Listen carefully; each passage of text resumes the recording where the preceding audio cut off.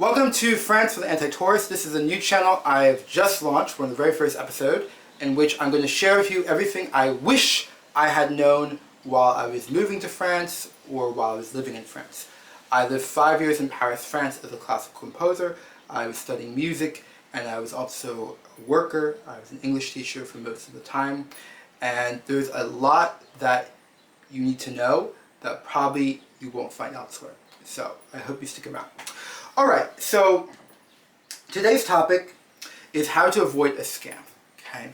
Now, scams in Paris as well as France are rampant.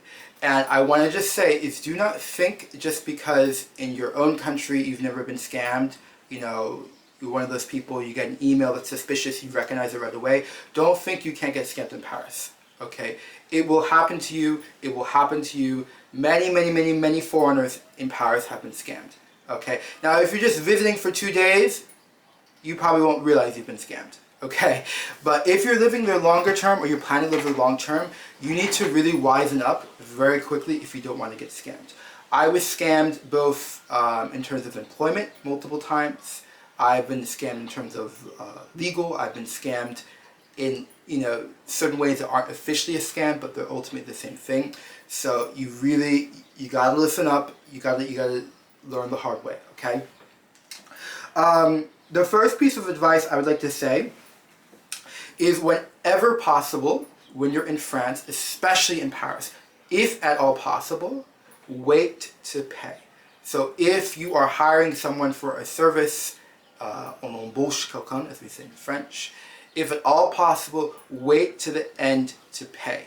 For example, in my last years in Paris, I was starting to wake up to the culture. I was starting to realize, okay, there are lots of scams, but I still hadn't mastered it. So I had gotten some glasses done, these glasses actually, and I was covered partly by my mutuelle. I was really excited, but I made the mistake of paying right away. And those of us who like to pay right away, what is the reason? We just want to off our chest. You know, it's nice, okay, I'm worried I'm going to spend the money. But what happened then is that they took a very long time to do the job. It didn't take. Then when I wanted to pick up my glasses, they didn't prioritize me. I had no sense of leverage. Okay? So what I remember is like, yeah, whenever possible, don't pay until the end.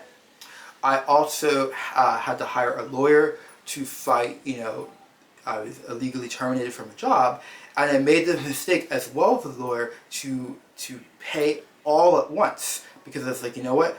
I'm scared I'm going to spend that money. So I want to know it's in one safe place. Huge error. Because then she was really slow in doing the work, and then she stopped doing the work, and I had no recourse. She had the money, and now I will never get the money back. So at least if I had paid a partial sum, which had been possible, I would have had some leverage, okay? So I guarantee you will see a marked difference if you have the opportunity to not pay at the beginning, to hold off, versus if you pay. Do not think, okay, let me just get this off my shoulders. That's not how the French think, and it's not how the scam artists think in Paris, France. Be very careful.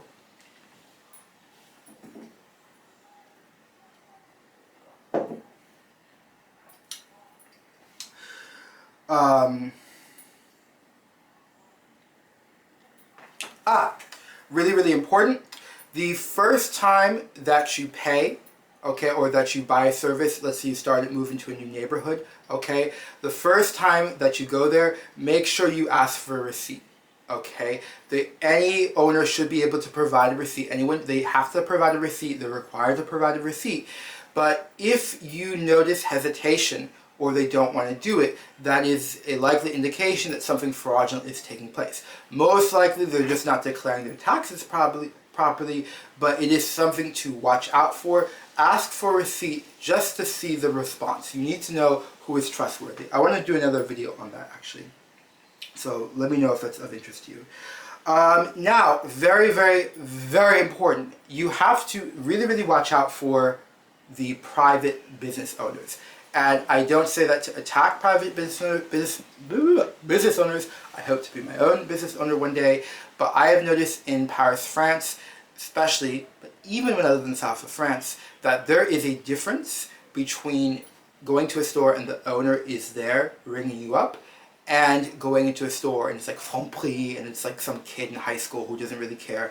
I do notice a difference. I do notice a higher propensity for scams when the owner is present. Okay. For example, I used to get food at a boulangerie, okay, that was close to the school I went to. I loved the owner. She was really friendly, okay. Really, really friendly, okay. But what I eventually noticed is when I paid in cash, she would stiff me of change. But of course, if you have a good relationship with someone, you will think, oh, no, no, they wouldn't do that. They will do that to you, okay? I've seen it happen many times. So make sure you keep a little bit of a distance and make sure you don't let your emotional feelings cloud reason.